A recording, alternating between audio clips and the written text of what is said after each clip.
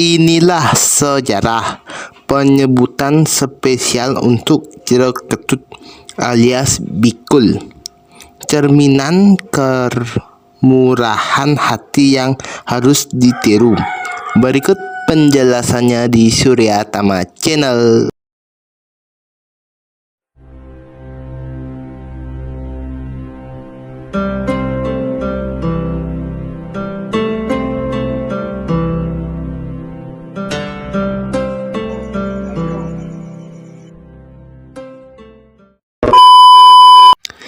Tikus adalah bikul dalam bahasa Balinya yang juga disebut jeruk ketut. Dan entah kenapa binatang ini diberikan sebutan terhormat seperti itu.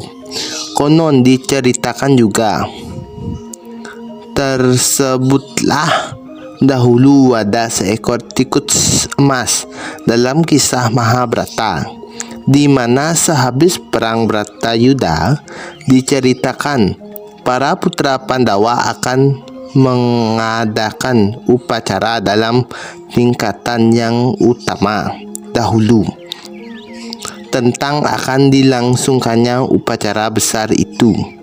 Segera menjadi bahan perbincangan hangat masyarakat Indraspata maupun Astinapura.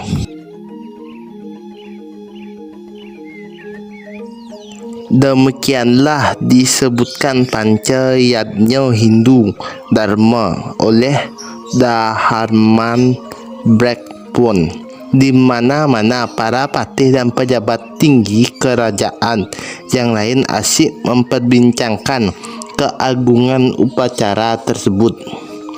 Mereka amat bangga dan menyebut bahwa tidak akan ada upacara yatna yang agung, Aswamedha Yatna. Namun sedangkan bangga-bangganya mereka membahas yatna yang amat megah dan mewah, tiba-tiba muncul seekor tikus.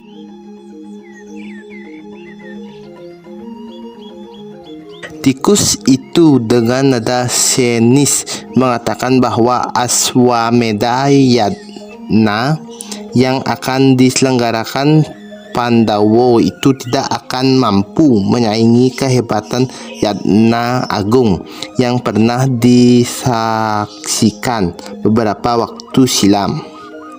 Juga di Kurukshetra, tikus yang menyeletuk di tengah-tengah caraan para patih merupakan tikus unik karena sebagian tubuhnya berwarna kuning keemasan.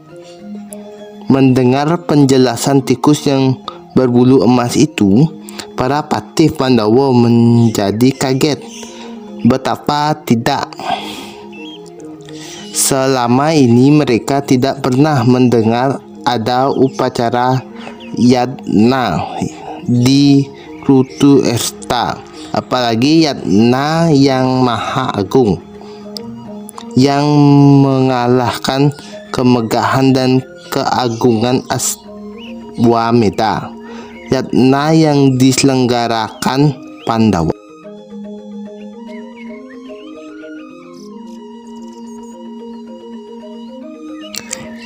Tikus yang berbulu emas itu menceritakan bahwa beberapa bulan yang lalu ada 4 Brahmana yang hidup sangat miskin harta benda. Keempat Brahmana itu terdiri dari seorang ayah dan istrinya serta seorang anak dan menantunya. Keempat Brahmana itu sepanjang harinya hanya hidup dari mencari sisa-sisa panen padi atau jagung. Pagi-pagi buta ketika fajar baru menyingsing di ufuk, keempat Brahmana itu sudah pergi mencari sejumput jagung. Mereka baru pulang ketika matahari sudah terbenam ke tempat peradyudannya.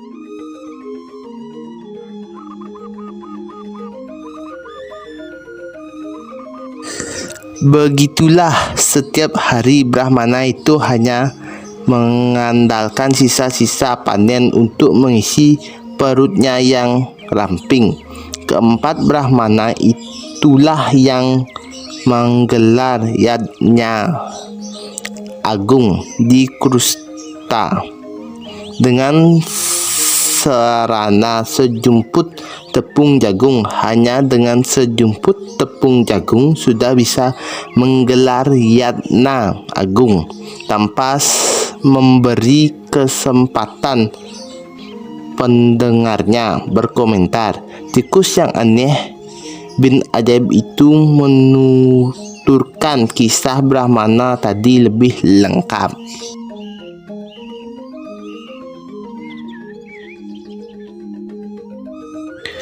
Pada suatu hari, keempat Brahmana itu mencari sisa-sisa panen jagung yang baru kemarin dipetik oleh pemilik kebun. Petani jagung itu rupanya sangat cermat memanennya jagungnya, sehingga hampir tidak ada jagung yang masih menempel di batangnya. Namun keempat Brahmana itu akhirnya mendapatkan juga memungut sisa-sisa jagung yang sudah dipanen. Tentu saja jumlahnya amat sedikit. Setelah ditumbuk jadilah sejumput tepung. Tepung itu kemudian dimasak jadi bubur, lalu dibagi rata. Sebelum menikmati bubur jagung itu, tidak lupa pun mereka berdoa kepada Tuhan yang Maha Pemurah atas anugerahnya. Begitu keempat Brahmana tadi akan menikmati bubur, datanglah seekor Brahmana tua. Badannya kurus, kering, hanya kulit yang membuluti tulangnya. Brahmana itu mengaku sangat lapar dan menderita sakit. Mengaku sudah lama tidak makan, Brahmana itu memohon bantuan kepada keempat Brahmana yang miskin tadi. Sudi kiranya beri makanan untuk mengobati sakitnya. Keempat Brahmana miskin itu dengan penuh keikhlasannya dan penuh kasih menyodorkan bubur jagung yang sebenarnya sudah siap dimakan. Begitu bubur jagung diserahkan sebagian, makanan itu jatuh dan menimpa seekor tikus yang sedang berada di bawah kerana. Ketulus ikhlasan yang dimiliki demikian tinggi melatar belakangi persembahannya itu, maka tubuh tikus yang terkena tepung jagung tadi menjadi emas seketika.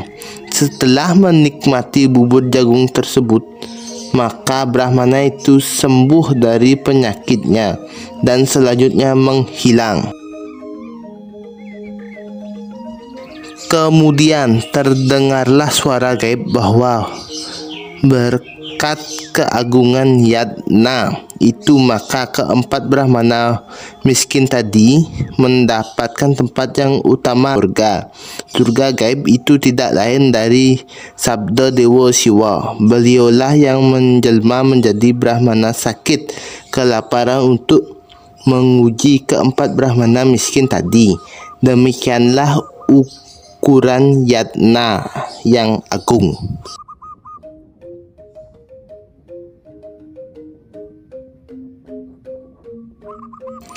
Keagungan yadna dalam bentuk persembahan bukan diukur dari besar dan megahnya bentuk upacara, tetapi yang paling penting adalah kesucian dan ketulus ikhlasan dari orang-orang yang terlibat melakukan yadna. Setelah tikus berkulit emas selesai menjelaskan yadna agung di Krusta itu, barulah Patih Panca Pandawa memahami betul arti keagungan suatu yadna. Letak keagungannya adalah pada keikhlasannya.